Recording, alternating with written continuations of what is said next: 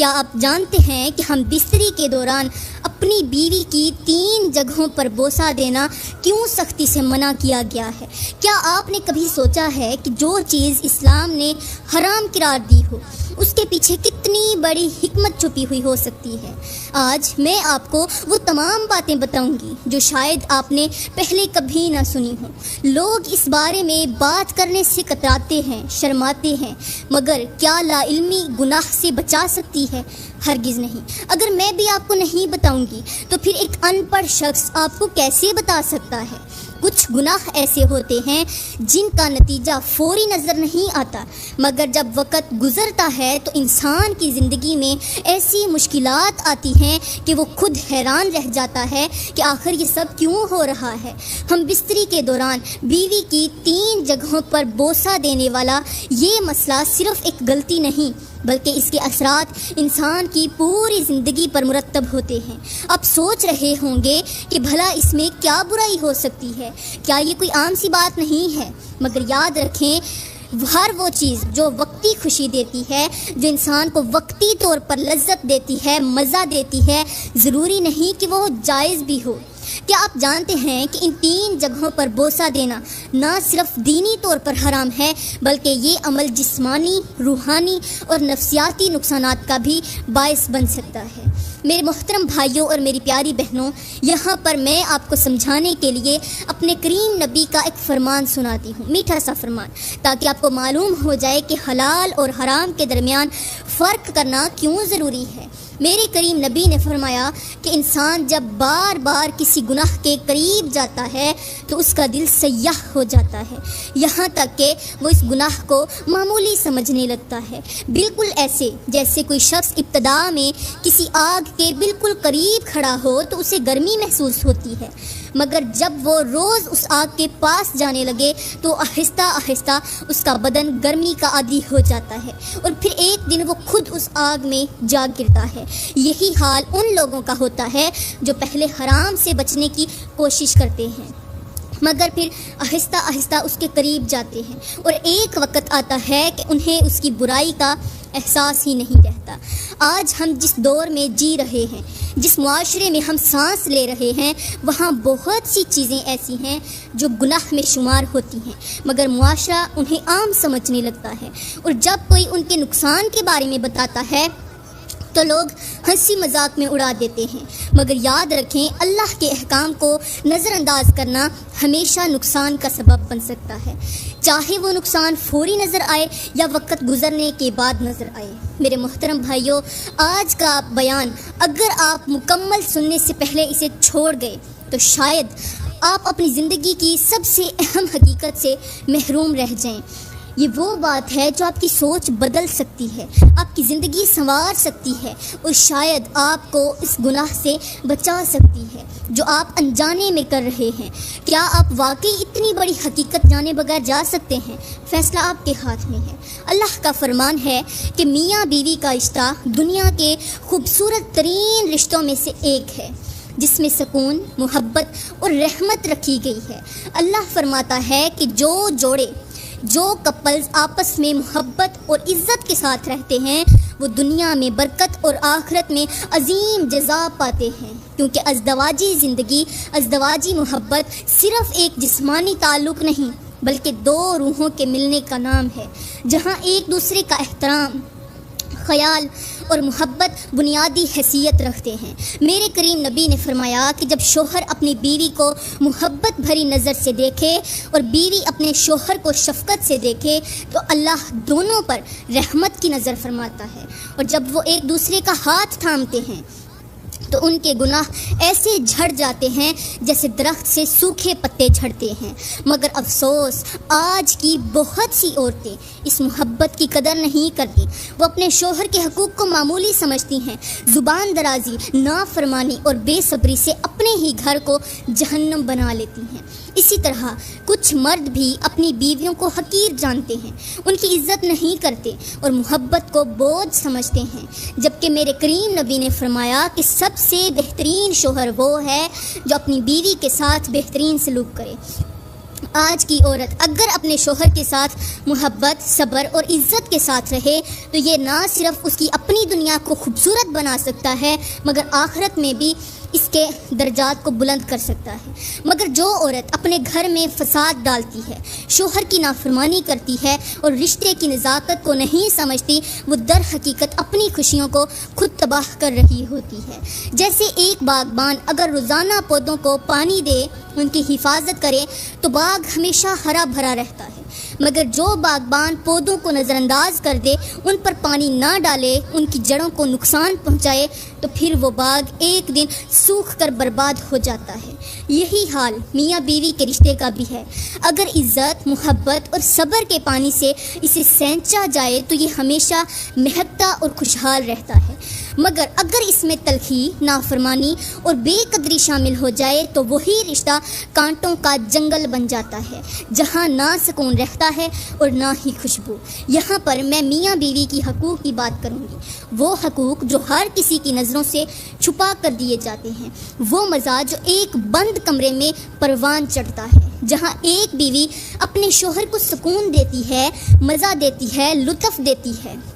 وہ لمحے جنہیں حاصل کرنے کے بعد شوہر کسی بھی غیر عورت کی طرف نظر اٹھا کر نہیں دیکھتا۔ میرے بھائیوں، اللہ نے بیوی کو شوہر کے لیے ایک ایسی راحت بنایا ہے جو اس کے دل اور جسم کو سکون فراہم کرتی ہے، مگر افسوس آج کی کچھ عورتیں اس مقدس رشتے کی اہمیت کو نہیں سمجھتی۔ وہ اس سکون، اس محبت اور اس عزت کو حقیر جانتی ہیں۔ وہ سوچتی ہیں کہ شاید باہر کی دنیا میں انہیں زیادہ خوشیاں ملیں گی، مگر حقیقت یہ ہے کہ جو عورت اپنے شوہر کے ہوتے ہوئے غیر مردوں کے پاس جاتی ہے، اپنی خواہشات ان غیر مردوں کے ساتھ پوری کرتی ہے، وہ نہ صرف اپنے شوہر کی عزت کو رونتی ہے بلکہ اپنے رب کے غضب کو دعوت بھی دیتی ہے، اپنے گھر میں بے برکتی بھی لاتی ہے، اپنی زندگی کا سکون اپنے ہاتھوں سے گنوا بھی دیتی ہے۔ پیاری بہنوں، یہ دنیا فانی ہے، یہ حسن، یہ جوانی، یہ شہرت سب ختم ہو جائے گا، مگر جو عورت اپنی عزت کی حفاظت کرتی ہے،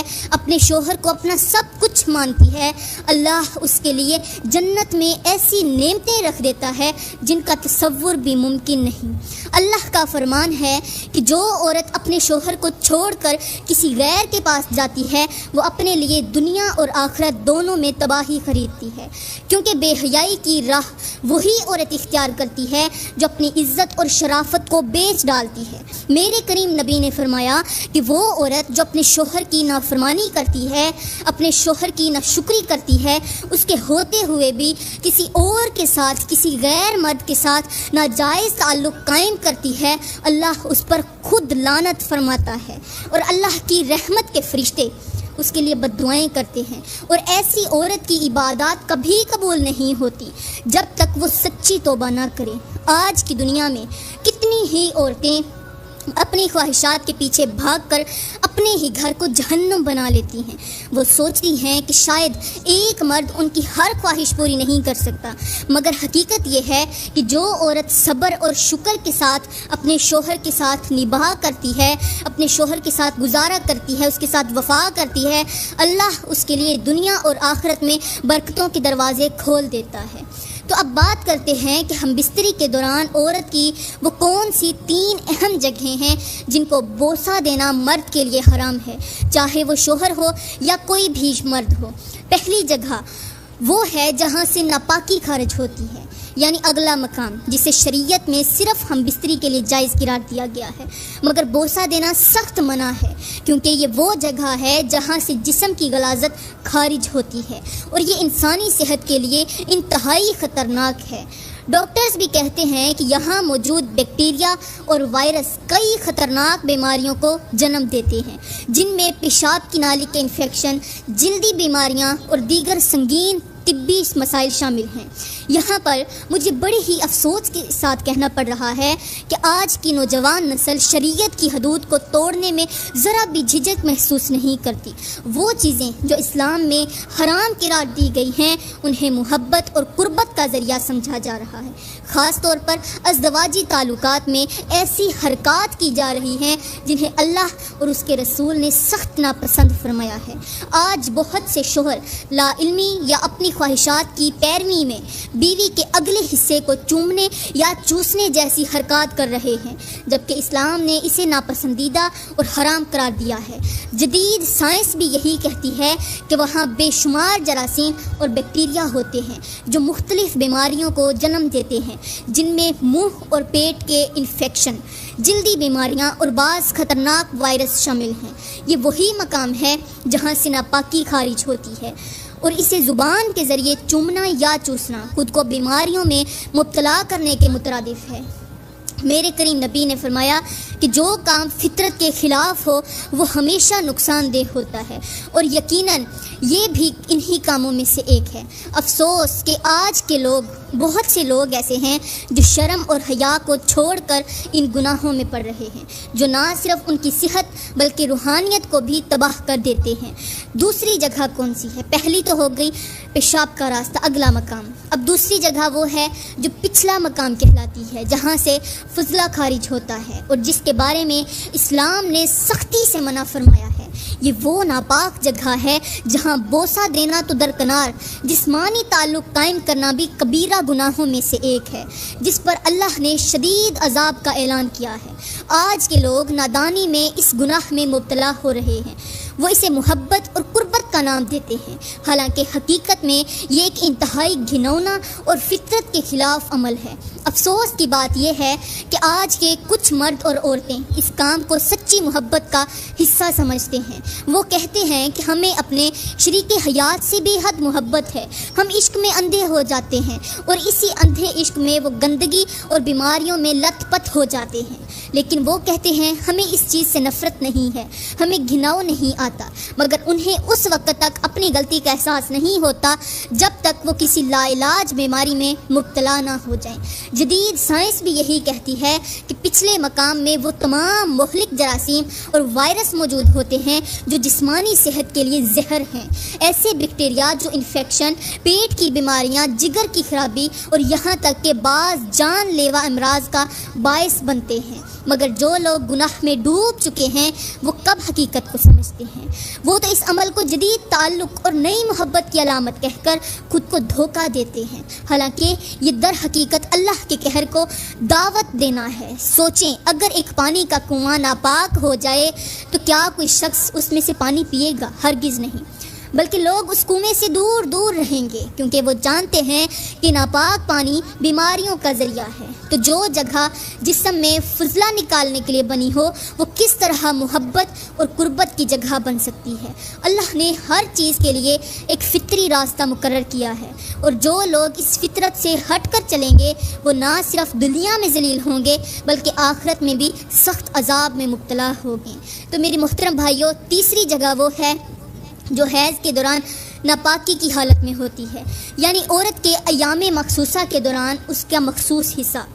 جسے اللہ نے ان دنوں میں ناپاک قرار دیا اور فرمایا کہ اس وقت کے دوران عورت سے جسمانی تعلق منع ہے۔ اور نبی نے بھی فرمایا کہ ان دنوں میں نہ صرف جسمانی تعلق حرام ہے بلکہ اس مقام کا بوسہ لینا بھی ناپاکی میں مبتلا کر دیتا ہے، کیونکہ حیض کے دوران عورت کے جسم میں کئی ایسے جراثیم ہوتے ہیں جو شوہر کو نقصان پہنچا سکتے ہیں۔ مثال کے طور پر اگر کسی کو خالص شہد کا ایک برتن دیا جائے مگر اسے گندے ہاتھوں سے چھو کر ناپاک کر دیا جائے تو کیا وہ شہد کھانے کے قابل رہے گا؟ ہرگز نہیں۔ یہی معاملہ ان تین جگہوں کا ہے جہاں اللہ نے مخصوص مقصد کے لیے بنایا ہے، مگر اگر انسان اپنی حدود سے تجاوز کرے تو انہیں یہی نعمتیں زحمت اور بیماریوں میں بدل جاتی ہیں۔ یہاں پر مجھے انتہائی افسوس کے ساتھ کہنا پڑ رہا ہے کہ آج کے نوجوان جس گندگی میں لت پت ہو چکے ہیں اس کی مثال تاریخ میں کم ہی ملتی ہے۔